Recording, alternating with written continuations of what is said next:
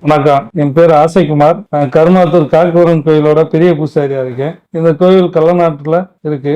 விடியா திமுக அரசு கள்ளர் சீரமைப்பு பள்ளிய சமூக நல பள்ளிய கல்வித்துறையோட இணைக்கிறோம்னு ஒரு அறிக்கை கொண்டு வந்திருக்காங்க. இது எங்க முன்னோர்கள் வெள்ளக்காரங்காலத்துல 1920 17 உயிர்களை தியாகம் பண்ணி எங்களுக்கு இந்த கல்வியை வெள்ளக்காரங்காலத்திலே பண்டு வசூல் பண்ணி எங்களுடைய மூதாதையர்கள் நிலங்களை கொடுத்து பாரம்பரியமா அந்த தமிழ்நாட்டிலே கள்ளர் பள்ளிக்கூடம் இருக்கு. அது தொடர்ந்து இதுவரைக்கும் எந்த அரசு எங்களுக்கு விரோதம் எதுவுமே செய்யல.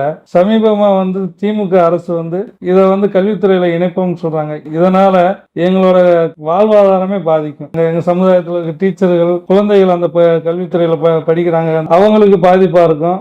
எங்களோட அடையாளம் பறி போகுது. நாங்க சும்மா நேற்று இன்னைக்கு போன மாதிரி இல்லாம உயிர் தியாகம் பண்ணி இந்த கல்வியை பெற்றிருக்கோம். இதை எடுத்து விட்டா எங்களோட அடையாளம் போயிடும். இவங்க நினைக்கிறாங்க ஏதோ இந்த மக்கள் எதுனாலும் ஏமாந்துருவாங்க அந்த மாதிரி நினைப்பாங்க போல.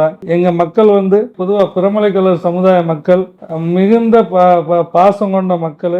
எதுக்காக இருந்தாலும் தலை வணங்குவாங்க. இது மாதிரி அநியாயங்கள் வரும்போது திமுக அரசுக்கு பெரும் பேராபத்து வரும். இப்ப இருக்கின்ற முதலமைச்சர் அவர்கள் தெரியாம இந்த மக்களோட மனதை புண்படுத்துற மாதிரி இந்த மாதிரி செய்யறாங்க. சமீபமா ஐயா எடப்பாடியார் ஐயா இதுக்கு 24ஆம் தேதி உண்ணாவிரதம் அறிவிச்சிருக்காரு. இந்த உண்ணாவிரதம் மாபெரும் வெற்றி அடையும். இதுக்கு எங்க மக்கள் அனைவரும் ஒத்துழைப்பு கொடுப்போம். கள்ளநாட்டோட பூசாரிகள் சார்பாகவும் எங்க மக்கள் சார்பாகவும் ஐயா எடப்பாடியார் அவர்களுக்கு நன்றியை தெரிவித்துக் கொள்கிறேன்.